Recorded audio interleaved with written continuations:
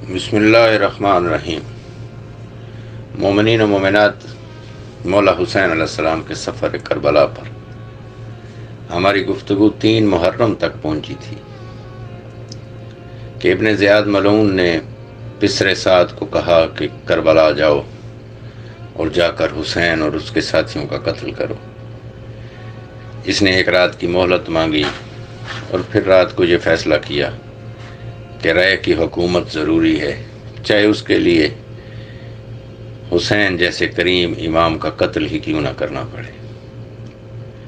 तो ये अपना लश्कर लेकर 3 मुहर्रम को करबला पहुंचा। इसके लश्कर की तादाद के बारे में तारीख़ में इख्तलाफ पाया जाता है।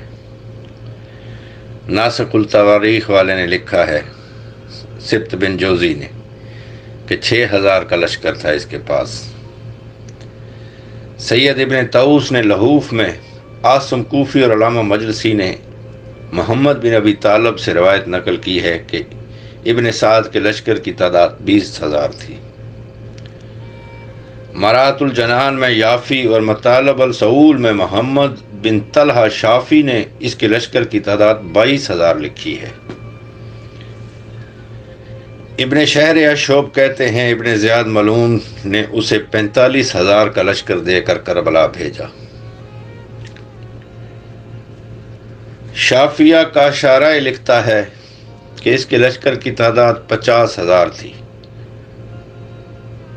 अबू मिखनफ लिखते हैं कि इसकी सिपाह की तादाद 80,000 थी। बहरहाल जो कम से कम तादाद बताई गई है और जिस पे इत्तफाक पाया जाता है वो ये है कि इसके पास 30,000 का लश्कर एक था और बाकी जो लोग 40 से 45,000 का लश्कर तैयार करके इब्न ज़ियाद ने इसे और दिया और ये 3 मुहर्रम को करबला पहुंचा। ये बेहया और बेतीनत शख्स 3 मुहर्रम को एक सपाए कसीर लेकर करबला तो पहुंच गया, लेकिन इसका मकसद सिर्फ हुकूमत राय हासिल करना था। अब ये अपने दिल में सोच रहा था कि कोई ऐसा तरीका निकल आए कि मेरे हाथ खून हुसैन से रंगीन भी ना हूं और मुझे राय की हुकूमत में मिल जाए। अब ये दिल ही दिल में सोच रहा था, हो सकता है हुसैन यजीद की बैयत कर लें या फिर जहां से आए हैं वहां वापस चले जाएं। इसने जब अपने खैमे लगा लिए करबला की ज़मीन पर तो अपने ख़ास लोगों को अपने खैमे में बुलाया और उन्हें कहा कि तुम में से कोई एक शख्स जाओ और जाकर हुसैन इब्न अली से पूछो कि आप किस मकसद से इराक़ तशरीफ़ लाए हैं, आप किस मकसद से कूफा आना चाहते थे। उनमें से बहुत सारे लोगों ने कहा कि हमने तो खुद हुसैन इब्न अली को खतूत लिखे हैं, हम किस मुंह से जाके पूछें कि आप क्यों आए हैं। इसी के खैमे में एक बंदा था, कसीर बिन अब्दुल्ला शाबी। ये कसीर बिन अब्दुल्ला शाबी कूफे का बेहया तरीन बंदा था, दुश्मनाने अहले बैत में बहुत मशहूर था ये। इसने पिसरे साद से कहा कि मैं जाता हूं, मुझे तो किसी का कोई हया नहीं है। उमर इब्न साद ने कहा कि जाओ और बस इतना ही पूछ के वापस आ जाना। ये अपने हाथ में तलवार लिए इमाम हुसैन अलैहिस्सलाम के खैमे की तरफ चला।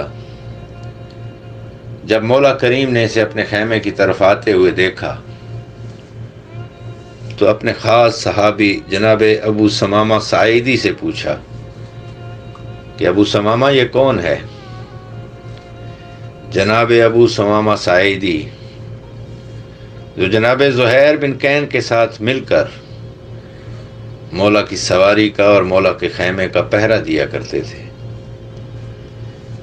जनाब अबू समामा साइदी ने अर्ज़ किया, मौला ये कूफे का बेहया तरीन इंसान है और मौला आप हमें इजाज़त दें कि इससे हम खुद ही गुफ्तगू करेंगे। मौला ने इजाज़त दे दी। जब ये खैमा हुसैनी के पास पहुंचा तो जनाब अबू समामा साइदी ने इसे रोक लिया और कहा कि किस मकसद से आए हो। اس نے کہا میں عمر ابن سعد کا پیغام لایا ہوں حسین ابن علی کے لیے۔ جناب ابو ثمامہ ساعدی نے کہا کہ ٹھیک ہے، اگر پیغام دینا ہے تو اپنی تلوار اور ہتھیار یہاں رکھو اور پھر خیمے میں جاؤ۔ اس بے دین و بے حیا نے کہا کہ میں تو تلوار ساتھ لے کے جاؤں گا۔ ابو ثمامہ ساعدی نے کہا کہ تم تلوار لے کر نہیں جا سکتے۔ اس کی بہت تکرار ہوئی جناب ابو ثمامہ ساعدی کے ساتھ۔ انہوں نے کہا کہ تمہیں یہاں مجھے قتل کر کے یا مجھ سے قتل ہو کے جانا پڑے گا، تم خیمہ حسین میں ویسے نہیں جا سکتے۔ یہ بے غیرت بغیر مولا کو ملے واپس چلا گیا۔ اس نے جا کے پسر سعد کو بتایا کہ مجھے انہوں نے خیمہ حسین میں نہیں جانے دیا۔ اسی پسر سعد کے لشکر میں کوفہ کا ایک بہت مسکین آدمی جس کا نام تاریخ میں خزیمہ لکھا ہے، وہ بھی اسی لشکر میں شامل تھے۔ انہوں نے کہا عمر مجھے جانے دو، یہی پیغام میں جا کے حسین کو دے آتا ہوں۔ عمر ابن سعد نے کہا تم چلے جاؤ۔ یہ وہاں سے تو ویسے ہی نکلے جیسے کثیر بن عبداللہ نکلا تھا۔ جب یہ آ رہے تھے اور امام حسین علیہ السلام نے دیکھا تو ابو ثمامہ ساعدی سے پوچھا ابو ثمامہ یہ کون ہے؟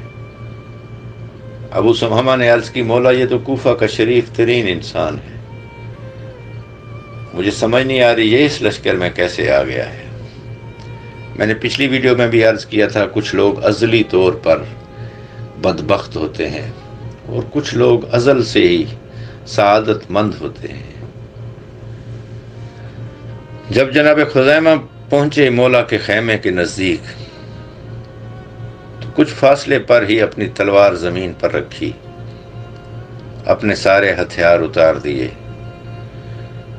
اور خیمہ امام کے پاس پہنچ کے وہ دونوں گھٹنوں کے بل زمین پہ بیٹھ گئے اور مولا کے خیمے کی طرف دیکھ کے کہا السلام علیک یا ابا عبداللہ۔ جناب ابو ثمامہ ساعدی نے کہا تم کس مقصد سے آئے ہو؟ انہوں نے کہا میں بس حسین ابن علی کی زیارت کو آیا ہوں۔ ہتھیار انہوں نے پہلے ہی رکھ دیے تھے۔ ابو ثمامہ ساعدی نے اجازت دے دی، وہ خیمہ امام میں آئے۔ سامنے امام تشریف فرما تھے۔ جناب خزیمہ نے آتے ہی مولا کے قدموں کو بوسہ دیا اور آ کے عرض کی مولا میں کوفہ کا غریب ترین شخص ہوں، وہاں سے تو آپ کے بڑے سے بڑے شیعہ کو بھی کوئی نہیں آنے دیتا، یہ اللہ نے مجھ پہ کرم کیا ہے کہ میں ان کے لشکر میں شامل ہو کے آپ تک پہنچ گیا ہوں، مولا آپ مجھے کبھی اپنے قدموں سے دور مت کیجیے گا، میں بھی چاہتا ہوں کہ میرا خون اس پاک سرزمین میں شامل ہو آپ کے خون کے ساتھ۔ مولا نے جناب خزیمہ کو گلے لگایا۔ جب لشکر ابن سعد نے دیکھا کہ وہ تو واپس ہی نہیں آئے تو پھر ایک اور ملعون قرہ بن قیس حنظلی کو بھیجا۔ یہ قرہ جب خدمت امام میں آیا تو اصحاب امام نے اس سے بھی ہتھیار لے لیے۔ یہ خیمہ امام میں گیا اور جا کے ابن سعد کا پیغام دیا کہ وہ پوچھ رہے ہیں کہ آپ کس مقصد سے آئے ہیں۔ مولا نے جواب میں فرمایا اہل مصرکم کتبوا علی ان اقدم علینا فاما اذا کرہتمونی اتصرف عنکم۔ مولا نے فرمایا تم لوگوں نے خطوط لکھے تو میں آیا ہوں، اور اب اگر میرا آنا تمہیں ناپسند ہے تو میں واپس چلا جاتا ہوں۔ وہ جس قسم کے ہیلے کر رہے تھے حجت خدا نے ان کے سارے ہیلے انہی پر پلٹا دیے۔ جب یہ قرہ بن قیس حنظلی مولا کا یہ جواب سن کر واپس جا کے اس نے پسر سعد کو وہ جواب سنایا مولا کا کہ حسین تجھے کہہ رہے ہیں کہ میں واپس چلا جاتا ہوں۔ تو عمر سعد یہ مولا کا پیغام سن کر خوش ہو گیا، تو اس نے کہا ارجو ان یعفنی اللہ من حرب، امید ہے میں حسین کے ساتھ جنگ کرنے سے بچ جاؤں گا اور مجھے رائے کی حکومت بھی مل جائے گی۔ اس نے مولا کا یہ جواب کچھ اپنی طرف سے باتیں ملا کے ابن زیاد کو لکھ دیا خط کہ حسین تو یہ کہہ رہے ہیں، اور وہ کہتے ہیں میں کوفہ نہیں جاتا، واپس وہیں چلا جاتا ہوں جہاں سے آیا ہوں۔ حسان بن قائد عیسیٰ بیان کرتا ہے کہ جب یہ پسر سعد کا خط ابن زیاد کو ملا تو اس حرام زادے نے تکبر اور کافرانہ انداز میں یہ شعر پڑھا کہ اب جب کہ وہ ہمارے چنگل میں آ گئے ہیں تو گلو خلاصی چاہتے ہیں، اب چھٹکارے کا کوئی وقت نہیں بچا۔ اس کے بعد ابن زیاد نے عمر سعد کو جو خط لکھا اس کا مضمون یہ ہے: مجھے تمہارا خط ملا اور حالات حاضرہ سے آگاہی ہوئی، تم حسین سے کہو کہ وہ اپنے تمام اصحاب سمیت پہلے یزید کی بیعت کرے، پھر ہم اس کے بارے میں سوچیں گے۔ جب عمر بن سعد نے ابن زیاد کا یہ خط پڑھا تو وہ مایوس ہو گیا، وہ جو چاہتا تھا وہ نہیں ہو سکتا تھا، اور اسے یہ بھی پتا تھا کہ یہ پیغام میں حسین تک پہنچاؤں گا وہ کبھی نہیں مانیں گے، لہذا اس نے یہ خط مولا تک پہنچایا ہی نہیں۔ 3 محرم کا دن گزرا۔ 4 محرم کو ابن زیاد ملعون کو لوگوں نے آ کے خبر دی کہ بہت سارے لوگ حسین کے خطبات سن کر جنگ کا ارادہ ترک کر کے واپس آ جاتے ہیں، حالانکہ ان کی تعداد بہت کم تھی، لیکن پھر بھی یہ سن کر یہ حرام زادہ غضبناک ہو گیا۔ اس نے سعد بن عبد الرحمن کی ڈیوٹی لگائی کہ تم دیکھو کون شخص کربلا سے حسین سے لڑے بغیر واپس آ گیا ہے، اور جو بھی یہاں کوفہ میں واپس آئے اس کا سر قلم کر دو۔ ایک اور بدبخت کا ذکر کیا تھا آپ سے کہ مولا کی نینوا سے پہلے جو منزل تھی قصر بنی مقاتل، وہاں ایک شخص خیمے لگا کے بیٹھا تھا، حر بن قیس جوفی۔ اس حرام زادے نے بھی جب مولا کے لشکر کی تعداد قلیل دیکھی تو یہ وہاں سے خیمے اکھاڑ کے فوراً کوفہ پہنچ گیا اور جا کے ابن زیاد کو اپنی خدمات پیش کر دیں۔ ابن زیاد نے اسے 500 مسلح سپاہی دے کر پل فرات پر مقرر کر دیا کہ تمہاری ڈیوٹی یہ ہے کہ کوئی بھی شخص حسین کی نصرت کے لیے کوفہ سے کربلا نہ جا سکے، اور کوئی بھی شخص ہماری سپاہ میں سے حسین سے لڑے بغیر کوفہ واپس نہ آ سکے۔ اور 4 محرم کو ہی اس نے مزید فوج بھیجنی شروع کر دی کربلا۔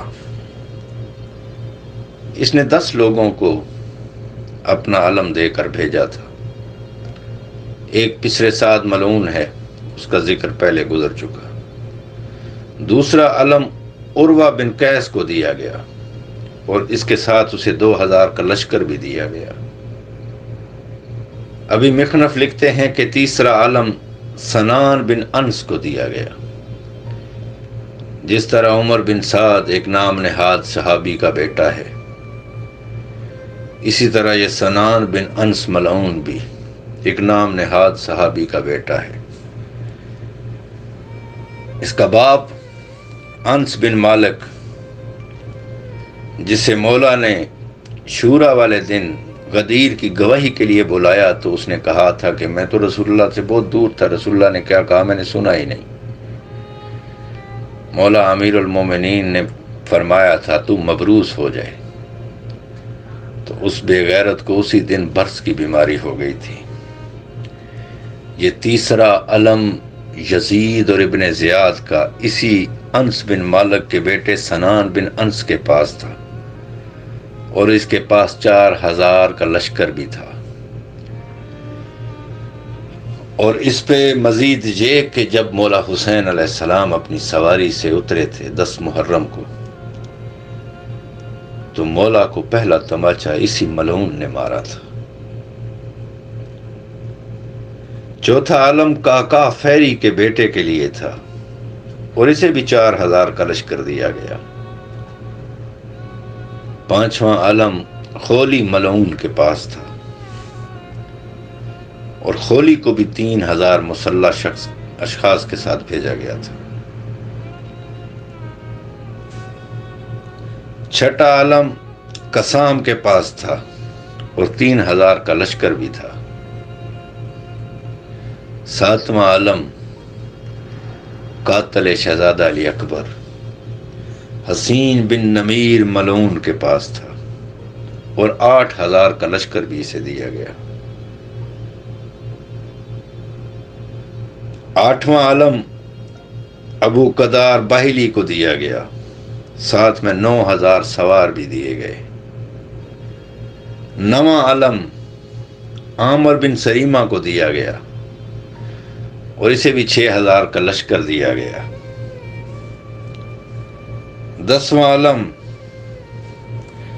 شبس بن ربیع پلید کے پاس تھا، اور اس کے ساتھ 10,000 کا لشکر بھی تھا۔ یہ سارے لوگ لشکر لے کر کربلا پہنچ گئے، اور اس سارے لشکر میں سے تاریخ میں آیا ہے کہ یزید کے لشکر کی تعداد 1 لاکھ سے 9 لاکھ تک تھی۔ اور معتبر تواریخ میں لکھا ہے کہ یوم عاشور جب فوجوں کو ترتیب دیا گیا تو فوج یزید کا پچھلا سرا شہر کوفہ کی دیوار کے ساتھ تھا۔ بہرحال جو کم سے کم تعداد بھی لشکر کی لکھی گئی ہے وہ بھی 72 نفوس کے مقابلے میں بہت زیادہ تھی، لیکن اس میں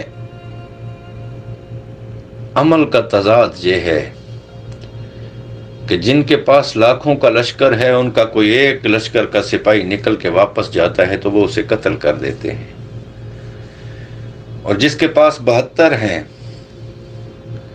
وہ ان 72 کو بھی دیے بجھا بجھا کے کہتا ہے تم میں سے بھی جس نے جانا ہے وہ چلا جائے۔ 4 محرم کے بعد 5 اور 6 محرم کو عمر ابن سعد نے ایک اور کوشش کی کہ مجھے رائے کی حکومت بھی مل جائے، ابن زیاد اور یزید کی خوشنودی بھی حاصل رہے، اور حسین سے جنگ بھی نہ کرنا پڑے۔ مولا کا یہ پیغام تو وہ سن ہی چکا تھا کہ مولا نے انہیں کہا ہے کہ میں واپس چلا جاتا ہوں جہاں سے آیا ہوں، تو اس نے اپنا قاصد بھیج کے مولا حسین علیہ السلام سے گزارش کی کہ آپ مجھے تنہائی میں ملیے۔ کربلا میں آج بھی وہ مقام موجود ہے، مومنین اس کی زیارت بھی کرتے ہیں جہاں ابن سعد اور مولا کے مذاکرات ہوئے۔ پہلی جو اس نے ملاقات کی تو مولا نے وہی جواب دیا کہ تم لوگوں کے خط لکھنے سے میں آیا ہوں، اور میں جہاں سے آیا ہوں وہیں واپس چلا جاتا ہوں۔ ابن سعد نے پھر دوسری رات پھر دوبارہ مولا سے ملاقات کی، اور تاریخ میں ملتا ہے جو مکالمہ ہوا امام حسین علیہ السلام اور عمر ابن سعد کے درمیان، کہ مولا نے فرمایا افسوس ہے ابن سعد، کیا تو اس خدا سے نہیں ڈرتا جس کی بارگاہ میں حاضر ہونا ہے؟ تو مجھ سے جنگ کرتا ہے حالانکہ تو اچھی طرح جانتا ہے میں کس کا فرزند ہوں۔ اس قوم کو چھوڑ اور میرے ساتھ ہو جا۔ حالانکہ یہ ملعون اپنی طرف سے ایک چال چلنے کے لیے آیا تھا، لیکن حجت خدا نے اسی پر حجت تمام کر دی۔ عمر بن سعد نے کہا مجھے اندیشہ ہے کہ میرا گھر ڈھا دیا جائے گا۔ مولا نے فرمایا اگر ان لوگوں نے تیرا گھر گرا دیا تو میں تمہیں اور گھر بنا دوں گا۔ اس نے پھر کہا مجھے خطرہ ہے کہ میری جائیداد ضبط کر لی جائے گی۔ مولا نے فرمایا میرے ساتھ حجاز چل، اس سے بہتر جائیداد میں تجھے عطا کروں گا۔ پھر عمر بن سعد نے کہا میرے اہل و عیال ہیں اور مجھے ان کی تباہی کا خوف ہے۔ یہ کہہ کر وہ خاموش ہوا۔ مولا نے کہا میں جو تجھے کہہ رہا ہوں کہ تو میری پناہ میں آ جا۔ پھر اس کے بعد اس ملعون کی زبان پر اصل بات آئی گئی۔ اس نے کہا کہ اے حسین، آپ جانتے ہیں کہ مجھے بچپن سے رائے میں حکومت کرنے کا بہت شوق ہے۔ اگر میں آپ سے جنگ نہ کروں یا آپ یزید و ابن زیاد کی بیعت نہ کریں تو مجھے رائے کی حکومت نہیں مل سکتی۔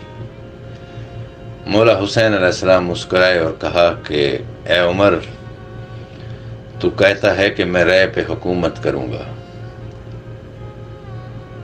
میں سچی ماں کا بیٹا ہو کے تم سے وعدہ کرتا ہوں کہ تو کہتا ہے نا میں رائے پہ حکومت کروں گا، تو ملک رائے کی گندم کا ایک دانہ بھی نہیں کھا سکتا۔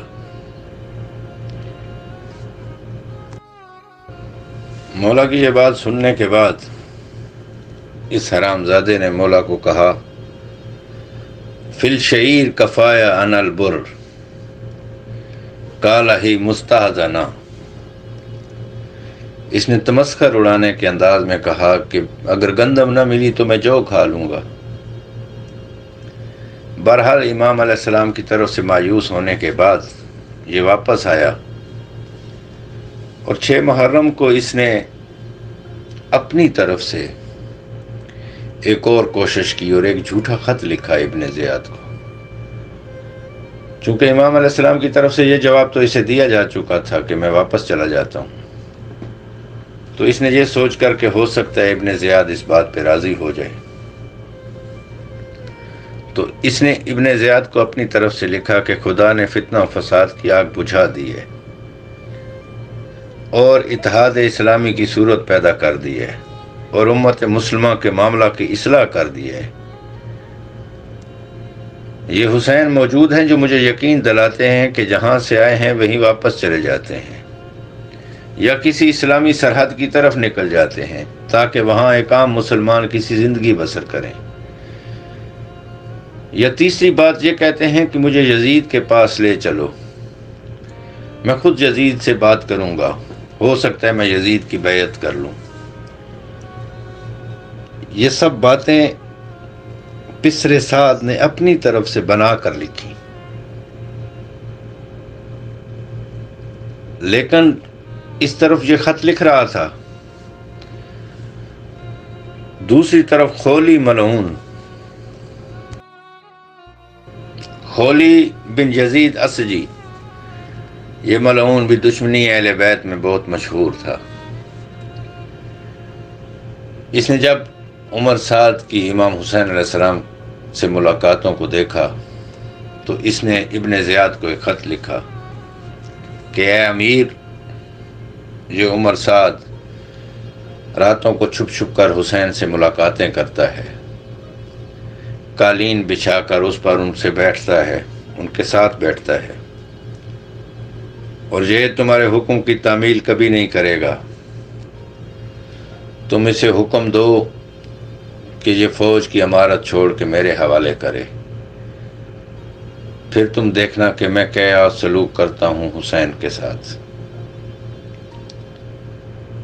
جب یہ خط پہنچا ابن زیاد کے پاس تو شمر حرامزادہ جو ایک دن پہلے ہی اپنی فوج یہاں چھوڑ کے واپس کوفہ چلا گیا تھا کسی کام سے، وہ بھی اس وقت اس کے پاس موجود تھا، ابن زیاد کے پاس۔ اس نے جب یہ خط پڑھا تو وہی باتیں کیں ابن زیاد کے ساتھ جو مروان بن الحکم نے مدینہ میں ولید کے ساتھ کی تھی، اور ابن زیاد سے کہا کہ بھلا تم حسین کی اس پیشکش کو قبول کیسے کرتے ہو، حالانکہ وہ اس وقت تمہاری زمین اور تمہاری گرفت میں ہے۔ اگر وہ یہاں سے کسی اور جگہ چلے گئے اور تمہارے ہاتھ پر ہاتھ نہ رکھا تو پھر یاد رکھو بخدا وہ طاقتور اور تم کمزور ہو جاؤ گے اور پھر ان پر قابو نہیں پا سکو گے۔ اس لیے ان کی یہ بات ہرگز منظور نہ کرو، بلکہ ان کو اپنے اصحاب سمیت آپ کے حکم کے سامنے سر جھکانا چاہیے۔ ابن زیاد کو اس ملعون کی یہ رائے پسند آئی اور اس نے عمر ابن سعد کو خط لکھا۔ نفس المہوم میں اور کامل ابن اسیر میں دو مختلف خط ہیں، لیکن دونوں خطوں کا محاصل ایک جیسا ہی ہے، ان کا مضمون ایک جیسا ہے۔ خط میں اس نے لکھا تھا، پسرے سعد میں نے تمہیں حسین کے ساتھ صلح کرنے کے لیے نہیں بھیجا، اور نہ اس لیے بھیجا کہ تم ان کی سفارش کرو، اور نہ اس لیے کہ فرشوں پر بیٹھ کر ان کے ساتھ گفتگو کرو، جیسا کہ مجھے ان امور کی اطلاع مل چکی ہے۔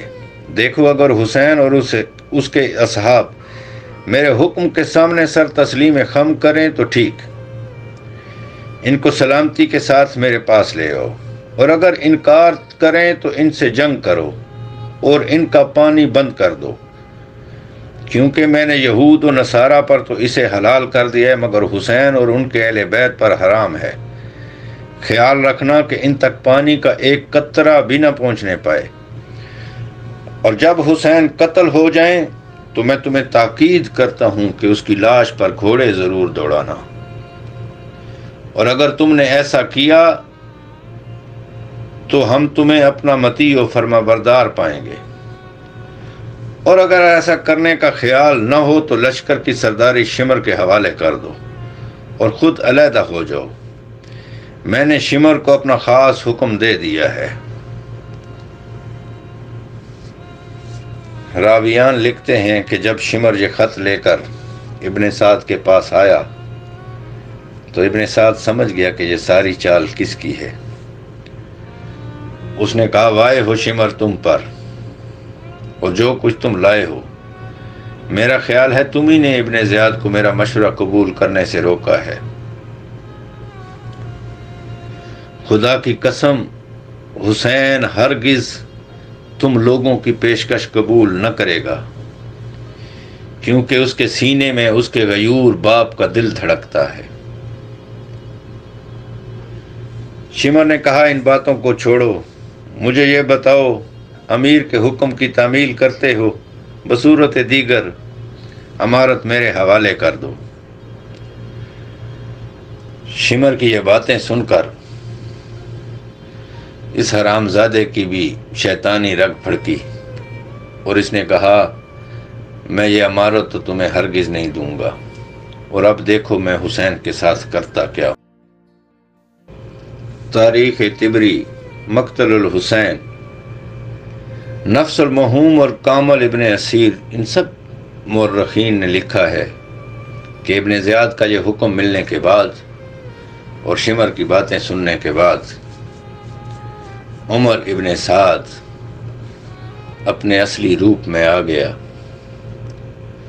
اس نے عمرو بن حجاج زبیدی، اس ملعون کا میں نے پہلے بھی ذکر کیا تھا جناب مسلم بن عقیل کی شہادت والی ویڈیو میں، کہ اس بے غیرت کو ضرور یاد رکھیے گا، کربلا میں اس نے بھی بہت ظلم کیے، اور اسی حرام زادے کی ڈیوٹی لگائی عمر بن سعد نے 500 گھڑ سواروں کے ساتھ کہ نہر فرات پہ پہرا لگا دو اور حسین کی سپاہ میں سے کوئی بھی پانی کا ایک قطرہ بھی نہ لے جا سکے۔ اس عمرو بن حجاج حرام زادے نے وہاں پہرا دینا شروع کیا اور مولا حسین علیہ السلام کے خیام کی طرف دیکھ کر کہتا تھا، یا حسین ھذا ماء تلخ فیہ الکلا وتشرب منہ خنازیر اہل السواد والحمر والذناب وما تذوق منہ واللہ قطرہ حتی تذوق الحمیم فی نار الجحیم نعوذ باللہ من ذالک، کہ اے حسین یہ نہر فرات کا پانی ہے جسے کتے اور بیابانوں کے سور اور بھیڑیے بھی پی رہے ہیں، لیکن تم اس کا ایک قطرہ بھی نہیں پی سکتے، یہاں تک کہ آتش جہنم میں کھولتا ہوا پانی تم لوگ پیو۔ نعوذ باللہ من ذالک۔ راویان اخبار نے لکھا ہے فَقَانَ سَمَا هَذَا الْكَلَامِ إِلَى الْحُسَيْنِ أَشَدُّ مِنْهُمْ أَبَا الْمَاءِ، کہ یہ کافرانہ کلام مولا حسین علیہ السلام پر بندش آب سے بھی زیادہ گراں گزرا۔ اسی طرح ایک اور گستاخ وقت کا بھی طعنہ سن لیں، اور اس حرام زادے کا نام ہے عبداللہ بن حسین ازدی۔ یہ عبداللہ بن حسین ازدی یہ بکواس کر رہا تھا، یا حسین الا تنظروا الى الماء کانہا قبض السماء واللہ لا تذوقون منہ قطرہ واحدہ حتی تموتوا عطشانا، کہ اے حسین اس پانی کو دیکھ رہے ہو جو اپنی نیلگونی کی وجہ سے جگر پارہ آسمان معلوم ہوتا ہے، بخدا تم اس کا ایک قطرہ بھی نہیں پی سکتے، یہاں تک کہ شدت پیاس سے بلک بلک کر دم توڑ دو گے۔ امام عالی مقام کو اس کا بےہودہ کلام سننے سے اس قدر اذیت ہی ہوئی کہ بارگاہ احدیت میں دست دعا بلند کر کے مولا نے فرمایا اللہم اقتل عطشانا ولا تغفر له ابدا، پروردگارہ اس ملعون کو پیاسا قتل کرنا اور اس کی ابداً کبھی بخشش نہ کرنا۔ امام علیہ السلام کی بد دعا کا اثر یہ ہوا کہ حمید بن مسلم لکھتے ہیں کہ آخر وقت میں اس شخص کی بیمار پرسی کرنے کے لیے میں گیا، اس خدا کی قسم جس کے بغیر کوئی معبود برحق نہیں ہے، میں نے دیکھا کہ وہ پیاس کی شدت سے اس قدر پانی پیتا تھا کہ پانی حلق تک پہنچ جاتا تھا، پھر اسے قے آنا شروع ہو جاتی اور وہ بدستور اللہ تش پکارنے لگتا، حتیٰ کہ اسی حالت میں واصل جہنم ہو گیا۔ امام حسین علیہ السلام، ان کے اہل بیت، معصوم بچوں، ان کے پردہ داروں اور ان کے اصحاب پر 7 محرم سے پانی بند ہوا، 7 اور 8 کا دن گزرا، 9 محرم آ گئی۔ 9 محرم وہ دن ہے کہ جس کے بارے میں نفس الموہوم میں امام جعفر صادق علیہ السلام کی ایک حدیث ہے، معصوم کی زبانی ہی 9ویں محرم کے حالات سنیے۔ مولا صادق علیہ السلام فرماتے ہیں 9ویں محرم کا دن وہ دن تھا جس میں امام حسین اور ان کے اصحاب کربلا کے اندر پوری طرح نرغہ اعداء میں گر گئے تھے، اور سپاہ شام جمع ہو گئی تھی، اور ابن مرجانہ اور عمر بن سعد اپنی کثرت سپاہ کی وجہ سے خوش و خرم تھے، اور امام حسین اور ان کے اصحاب کو کمزور سمجھ رہے تھے، اور ان کو یقین ہو گیا تھا کہ اب امام حسین کا کہیں سے کوئی ناصر و مددگار نہیں آئے گا، اور نہ ہی اہل عراق ان کی امداد کریں گے۔ مولا صادق علیہ السلام فرماتے ہیں میرے ماں باپ قربان ہوں اس غریب مضیف پر، یعنی اس غریب مہمان پر میرے ماں باپ قربان ہوں۔ 9ویں محرم کے دن ابن زیاد نے عمر ابن سعد کو لکھا کہ بہت دن گزر گئے ہیں، میں نے انتظار کر لیا تم لوگوں کا، نہ تو حسین نے بیعت کی ہے نہ تم لوگوں نے اسے قتل کیا ہے، تو میرا یہ حکم ملتے ہی آج ہی حسین کو قتل کرو، ان کا سر میرے پاس بھیجو۔ عمر ابن سعد نے اپنی فوج میں جنگ کا طبل بجا دیا، اور فوجیں امام حسین علیہ السلام کے خیام کی طرف بڑھنے لگی۔ مولا حسین علیہ السلام نے اپنے اصحاب سے فرمایا کہ پوچھ کے آؤ کہ یہ کیا چاہتے ہیں۔ مولا حسین کے بھائی حضرت عباس علمدار اور ان کے باوفا اصحاب عمر سعد کے سامنے گئے اور جا کے پوچھا کہ تم کیا چاہتے ہو؟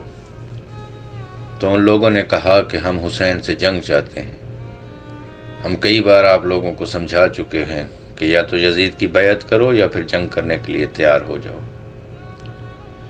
جناب عباس علمدار علیہ السلام نے کہا کہ تم لوگ ادھر ہی رکو، میں اپنے مولا و آقا سے جا کے پوچھ کے آتا ہوں۔ جناب عباس علمدار واپس آئے امام علیہ السلام کے پاس۔ ادھر جناب زہیر بن کین اور جناب حبیب ابن مظاہر عمر سعد اور اس کے ساتھیوں کو سمجھانے لگے کہ باز آ جاؤ، تم اپنے لیے جہنم خرید رہے ہو۔ لیکن وہ لوگ نہیں مان رہے تھے۔ جب جناب زہیر بن کین انہیں سمجھا رہے تھے تو ان میں سے عروہ بن قیس حرام زادے نے کہا کہ اے زہیر، ہم تو عرصے سے تمہیں جانتے ہیں، تم تو شیعان علی میں نہیں تھے۔ تو جناب زہیر نے کہا کہ یہ تو خدا نے مجھے توفیق بخشی ہے، کیا اب تم دیکھ نہیں رہے کہ میں نہ صرف شیعان علی میں سے ہوں بلکہ میں شیعان حسین میں سے ہوں۔ جناب عباس علمدار علیہ السلام نے آ کے بھائی کو بتایا۔ مولا نے کہا کہ عباس انہیں جا کے کہو کہ ہم تمہیں ایک رات کی اور مہلت دیتے ہیں کہ سوچ لو تم کیا کرنا چاہتے ہو۔ جناب عباس علمدار علیہ السلام نے آ کے عمر سعد اور اس کے ساتھیوں کو مولا کا پیغام دیا اور کہا کہ حسین ابن علی فرماتے ہیں کہ ایک رات اور سوچ لو۔ اس فوج اشقیاء کو ایک رات کی مہلت دے کر مولا کے اصحاب باوفا مولا کے پاس آ گئے۔ 9 محرم کا دن گزر گیا۔ اب آگے ہے شب عاشور۔ چونکہ شب عاشور کے واقعات تفصیل طلب ہیں، ویڈیو پہلے ہی لمبی ہو چکی ہے، تو انشاءاللہ شب عاشور کے تمام حالات تفصیل کے ساتھ آپ مومنین و مومنات کی کوشش گزار کروں گا۔ مجھے اپنی دعاؤں میں یاد رکھیے گا۔ والسلام۔